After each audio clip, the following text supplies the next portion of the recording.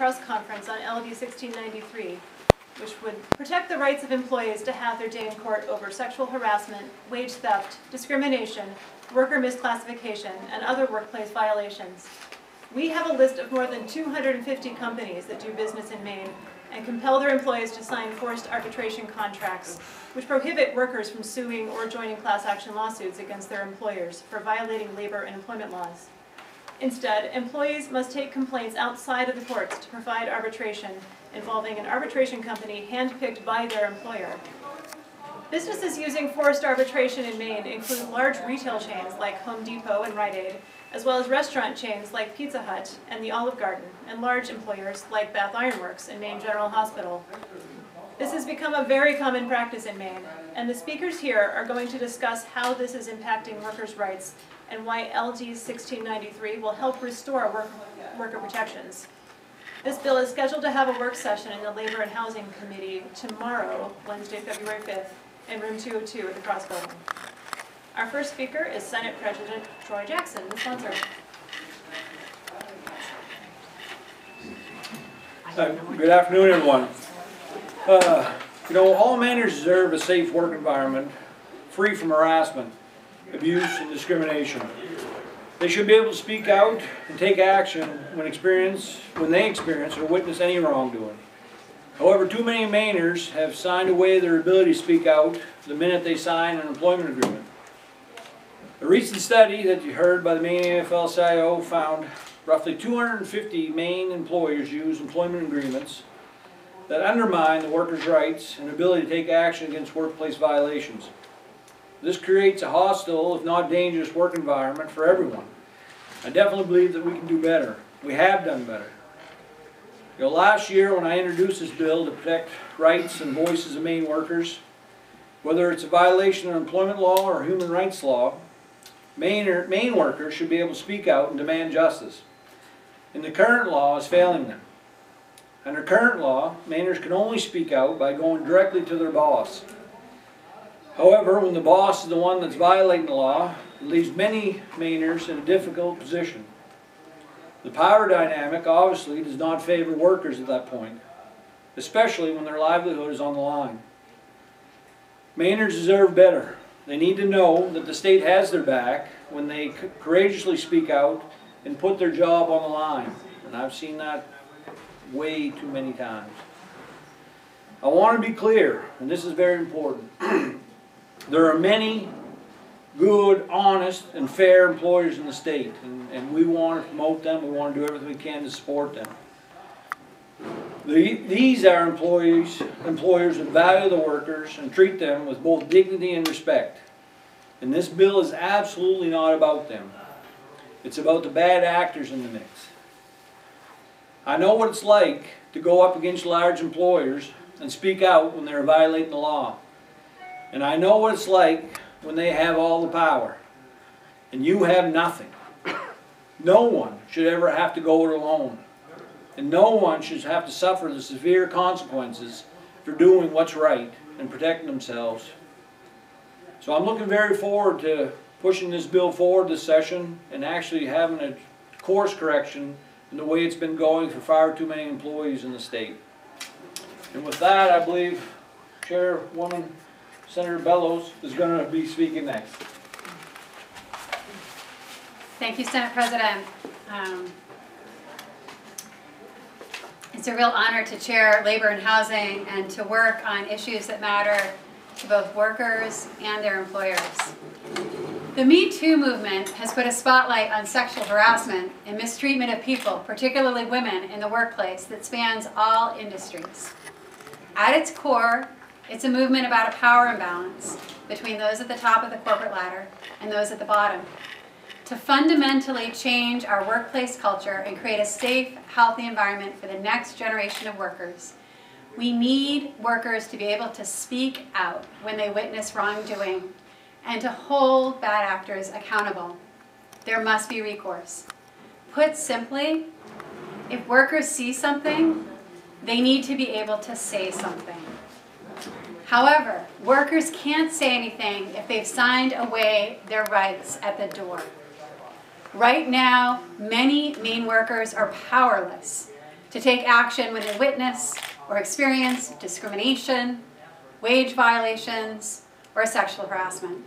With LD 1693, we here in the legislature have an opportunity to empower workers to honor those good employers who play by the rules, to fix a power imbalance and ensure that justice is served.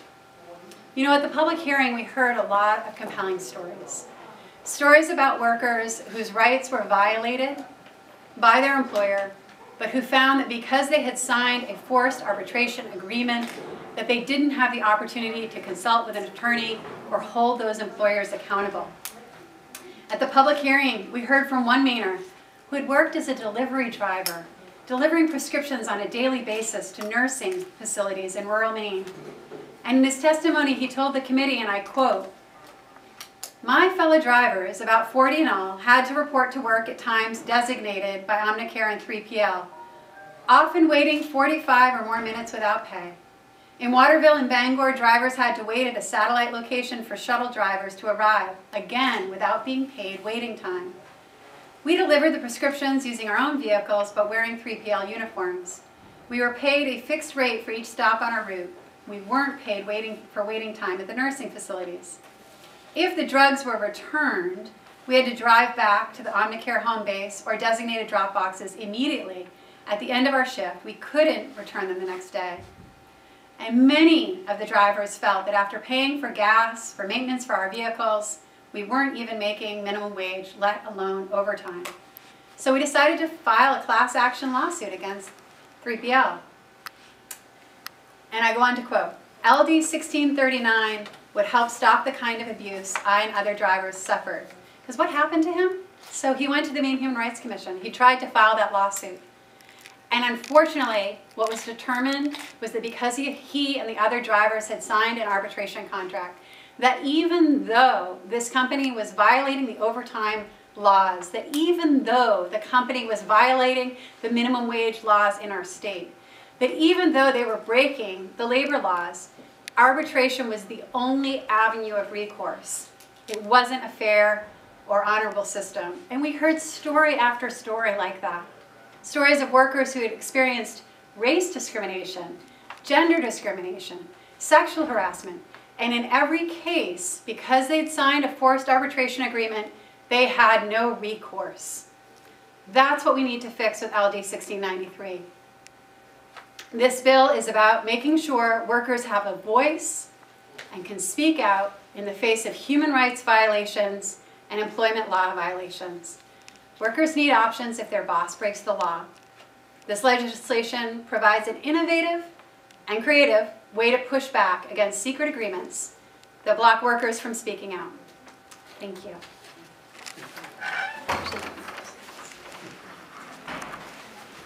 Thank you, Senator. Next, we'll hear from Dusty Holman Sprague with the Maine Women's Lobby. Thank you, Senate President Jackson and Senator Bellows. My name is Dusty Holman Sprague. I'm the Executive Director of the Maine Women's Lobby. Since 1978, the Women's Lobby has worked for an end to gender-based discrimination, violence, and economic injustice. That is why we are here today in support of LD 1693. Female-identified workers are significantly more likely to experience economic injustice and hardship. As Senator Bellows so eloquently pointed out, a full quarter of complaints filed with the Maine Human Rights Commission are based on sex or gender identity. Half of Mainers experience sexual harassment in the workplace, and women at 3 times the rate of men. These outcomes are even more shocking when women belong to an additional historically marginalized group. For instance, women with disabilities, women of color, and trans women experience dramatically greater rates of economic injustice.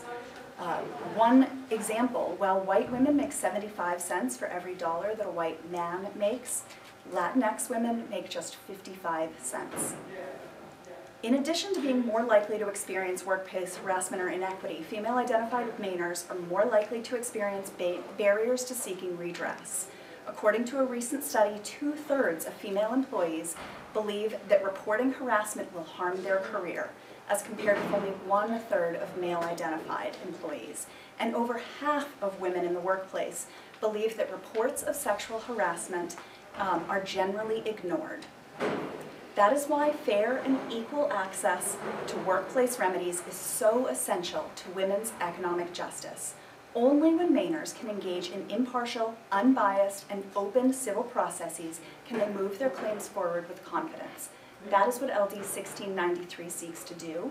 It creates a process for people to be able to bring their claims out into the light of day, to have justice within the courts or within other civil processes, so that we can begin to undo the economic damage that is done when we keep these negotiations a secret.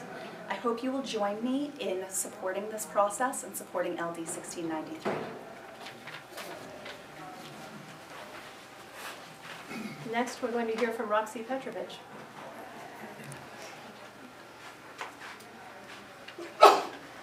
Hi, my name is Roxy Petrovic and I live in Woodstock. I'm here today to speak in support of the LD 1693, the Act to Enhance Enforcement and Employment Laws. This time last year, I was employed at Burger King where I met my now husband, Alex. While we were working there, I experienced some sexual harassment. A male coworker started touching me inappropriately and grabbing me, and pretending that my phone was falling out of my pocket when he was called out for it. He did this multiple times, and obviously my phone in my back pocket wasn't the issue, and it was him.